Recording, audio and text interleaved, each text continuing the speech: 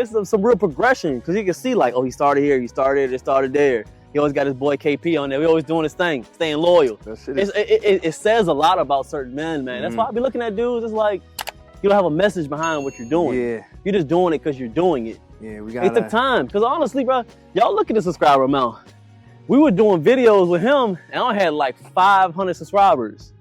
We had 25,000 now. So it's like people, they gravitate to it. It's a missing link when it comes to masculinity, man. People just don't watch our stuff just because it's like whatever. They watch it because men secretly want to be able to be a certain way. They ain't gonna be like us. Say they don't want to be just like KP or just like me. There's a need, there's a constant loop of inspiration. Yeah. Someone else sees it, then now they're gonna get up. Okay, he's doing it, now they're gonna get up. That's all I want. All I want is you see us do a pull-up. Just go out and do one pull-up a week. I don't care. Just start somewhere. Just start somewhere. Word, go for a walk, run around, do something.